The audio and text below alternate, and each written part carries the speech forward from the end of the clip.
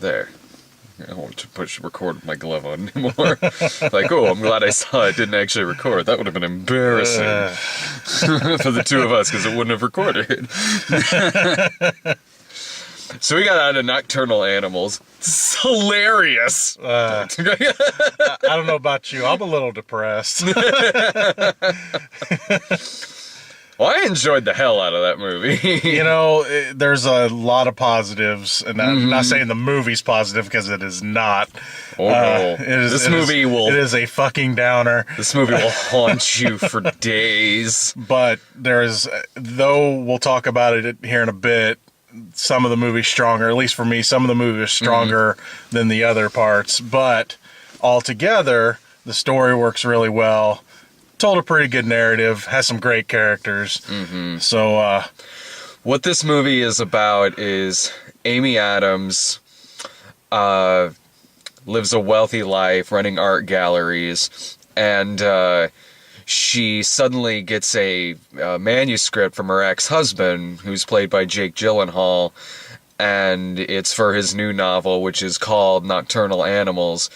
And it's kind of a dual movie. I would say a bulk of it, I would say the most screen time is probably what we're seeing from the novel. Yeah, like the story within a story. The story within the story, which is a revenge story in which Jake Gyllenhaal is with his wife and kid, and they're ran off the road by a group of rednecks led by Aaron Taylor Johnson. And you know, it took me a while to figure out that was him, by the way. I saw right away because I noticed his name in the opening credits. So if I didn't see his name in the opening credits, it might have taken me a while. But for a lot of reasons, honestly. One, he looks a little different in this movie, and also he's kind of hit or miss in his movies, and he's great in this. Yes, very. So his wife and daughter are raped and murdered, and then the rest of that has to do with him working with a cop who's Michael Shannon to at first bring these guys in and have them arrested, the ones who did it. But then it turns into a little more than that. It turns into like, we're gonna find these guys and fucking kill them. Meanwhile, we're also seeing how the story's affecting Amy Adams' character. We get to see a lot of stuff from their past, their marriage, what broke up their marriage, things that are going wrong in her current marriage to Armie Hammer. Goddamn, I love Armie Hammer. I love it. Anytime he shows up in a movie, that man is a treasure.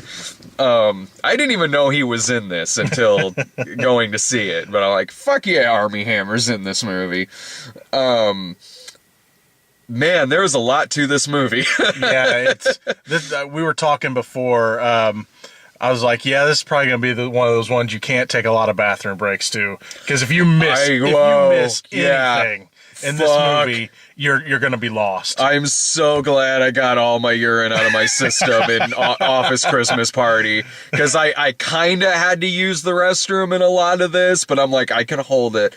I can hold it. I just won't go back to my diet root beer until after the review. Because, man, do I not know where this movie is going. Yeah, you lose any of this movie, you're going to be lost. Because you have to be there for every beat. You have to see how the story progresses, how it affects Amy Adams' character throughout the whole thing. Because you start to see a lot of parallels, and especially with shots. They show him the bathtub at the same time in the story and in real life, and a couple other things in bed, and a couple other things. They start paralleling things, but yeah, if you miss any of this, you will be totally fucking lost. This does something that I was noticing throughout this movie, and it has to do with characters' eyes. It's just how it's filmed. It's like, I can't put my finger on it, but it's how it's filmed. It's how it's shot. It's every character and their eyes in this film seems to kind of just tell you everything you need to know about this person. Yeah. Whether they're disturbing, whether they got some like dark backstory, or maybe some troublesome news that they've gotten in their life or something. Like, goddamn, this movie films eyes in a way that's haunting. The movie itself is really fucking haunting. Yeah, it's oh God, I mean this is the kind of movie that would-be screenwriters out there, people who want to get into writing, want to get into telling something that I haven't seen anything like this in theaters this year. This movie should be inspiring Yeah. for those people. You know, you mentioned the eyes. They do kind of bring up eyes in the movie. Yeah. They talk about Amy Adams' character's eyes and how it reminds Jake Gyllenhaal's character of her mother. Yeah, So Laura Linney. they may have done that on purpose, Uh-huh. just because that way you would start looking at eyes. Yeah. Because, he's right. I mean, and the character of Michael Shannon. Best plays- character in the movie. He's my favorite character in the movie. I love me some Michael Shannon. And his character's eyes, he's always intense Yeah. in movies, but here he plays, I guess you'd call him like a detective, and his character, the story that's in the story takes place over a year or so. Yeah. Because there's the event that happens and the investigation. They kind of skip a lot of it, but they tell you, I talked to you a year ago or something like that. Well, his character develops lung cancer. And So he just doesn't give a fuck. it gets to a point, the good kind of Michael Shannon, where you want Michael Shannon to be. Yeah. The Michael Shannon that doesn't give a shit. Yeah. And does what Michael Shannon wants to do. Doesn't give a shit because he's gonna die soon, so he figures, you know what, if I'm going out, I'm gonna take a few rapists with me. There's a few times before we find out he has cancer, there's a few times I was saying to myself, he's been coughing a little bit. They kind of give you some hints. Yeah, and I'm thinking, they do. oh, I hope this is where it's going. Yeah. And sure enough, it goes there. And as a big fan of Michael Shannon, I was quite excited. That brings me to my only real problem with the movie, and this isn't a big problem, is that I was more invested in the story inside the story. I would have loved to have seen that fleshed out into a movie. Well, Not saying I didn't like the other stuff. Yeah. Not saying it didn't work together. No, like, It's just I liked what was going on there, that I would have loved to have seen that as a movie. That being said, this is still a really good movie, and it's still worth checking out. in a movie like this that really has dual things going on, you're probably going to like one thing slightly more than the other. But in this, to me, they both complement each other. Yes. Well, they make it the unique film that it was. Now, if it was just this story about Jake Gyllenhaal and Michael Shannon, yeah, it would have been good. Yeah. But it would have been something we'd seen before. It would have been something like Breakdown, but with like rape. Yeah. Like, I mean, like it would have been perfectly fine. Yeah. It still would have been suspenseful, but it would have been the kind of thriller that I'd seen before. Now, a movie that did something like that badly and this does incredibly well, a movie that I thought did this really badly was the number 23. You remember that with Jim Carrey? Yes. And I remember in that movie, I was like, the fake story that it's showing in here is I'm kind of interested in it, but this means something. The number 23 plus this and this. I'm like, I don't give a shit about that. But I'm like, the stuff in like where he's kind of a killer in the story within the story, I'm like, I kind of like that. I'm glad it was the way it was, because it's like, look, I never thought I would see like Mulholland Drive meets Straw Dogs in my life. And I kind of did a little in this film. Yeah. There's a couple of qualms that I have with it. As great as this movie is, it has one of the worst opening credit sequences for a great movie I've ever seen. Yeah, that opening sequence started happening, and it was burning holes in my eyes. And you didn't know where the hell it was going. And then when it kind of showed where it was going, I'm like, okay, look. You didn't need that.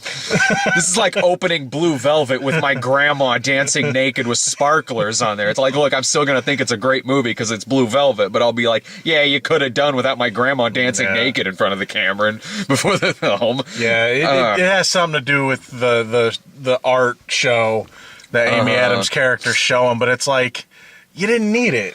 It could have had... At least... Not as excessive. As the first images you see in this very disturbing film. Look, maybe the opening was put there because it's starting out making you slightly concerned and uneasy. It wants to start out making you feel a little uncomfortable. It's like, okay, if that's the point, I get it, but this movie still would have worked regardless. Yeah, I would chop that part off. To get into the ending of this movie, from here on out will be heavy fucking spoilers. I mean, we've already kind of spoiled it a little bit, but look, I'm highly recommending the movie. You should.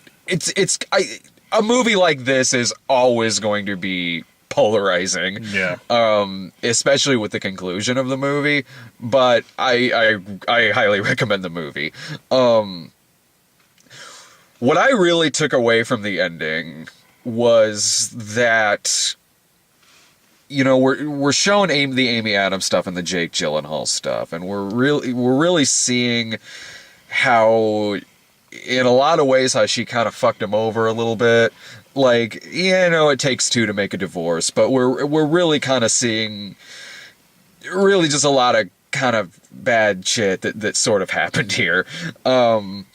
And what it looks to me like with Jake Gyllenhaal giving this book is that when she's reading this, she's finally seeing a lot of the fire and energy and passion that she kind of wanted out of him when they were married, when he was trying to be a writer.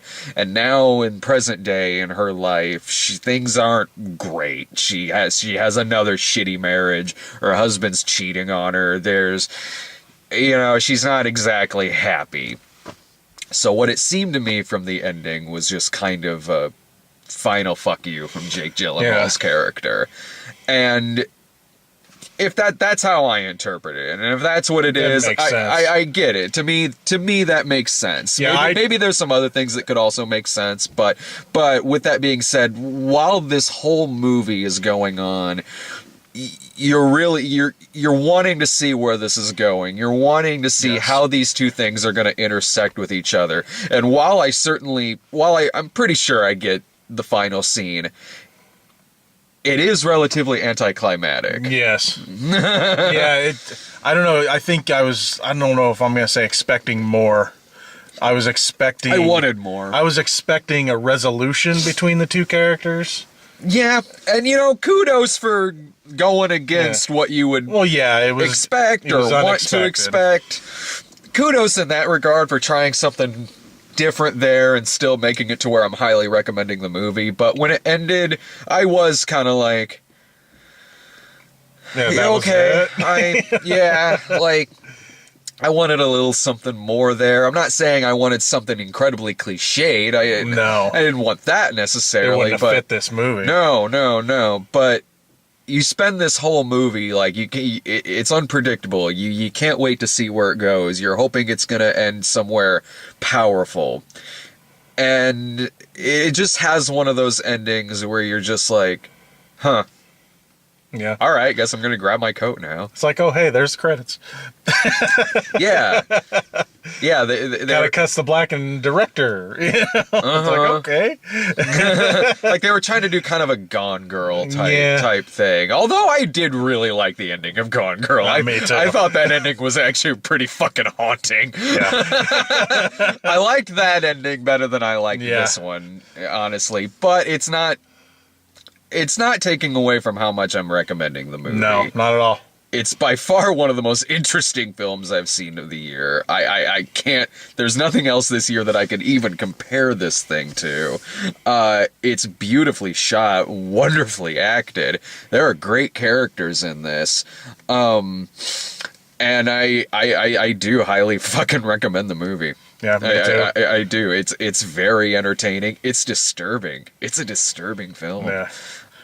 Very character driven. Love the characters. The story, the way it goes back and forth, it keeps you interested the entire time. Yeah. Though, like we said, the ending's kind of, but it still keeps you there. Yeah. I don't need explosions at the ending. No.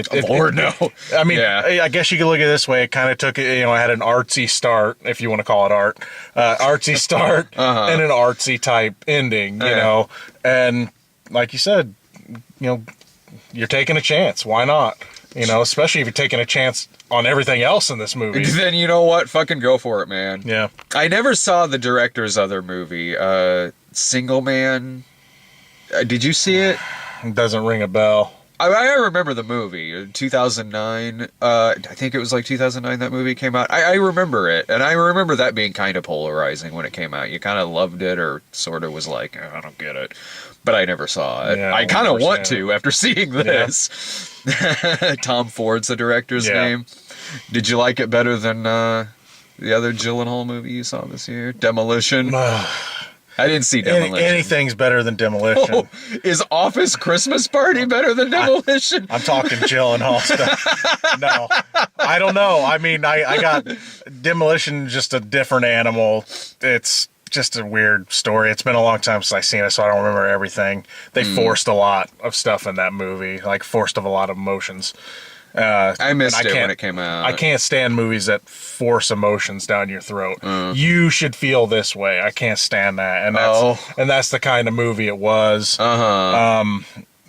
Movies like this that they let you decide how you want to feel. Yeah. I like movies that let you decide how you want to feel. I can't stand when I'm told what I'm supposed to feel during a movie. So, yeah, I see what you mean. I don't recommend Demolition, but you know, not a lot of people did. I don't think. Thankfully, I was a little worried because Gyllenhaal had a good string of movies, and then Demolition came out. But thankfully, you know, this one was good. And technically, you know, he was two different people in this movie. So yeah, he was great in both. He was the husband or the ex-husband, and he was the main guy in the story within Tony. a story. So and he was great in both.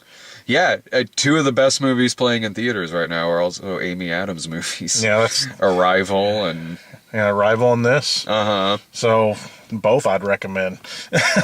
So I love Arrival too. This is the better Isla Fisher movie that's playing now, as opposed to. What am I saying? Keeping Up with the Joneses isn't still playing. I doubt it's. I doubt it's still there anymore. In cities that still do the second run theaters, maybe, possibly. Look, like if you're sold on the concept, if you're sold on the trailer for this, yeah, go for it. I mean, just in general, I'm highly recommending the movie. But I mean, like, you know, it's the kind of movie where if I'm talking to somebody on the street or something like that, or talking to a friend, I'd maybe want to know what their taste in movies is before I would say, like, because I'm not going to go recommending my aunt see this movie. Well, no, it's not going to be.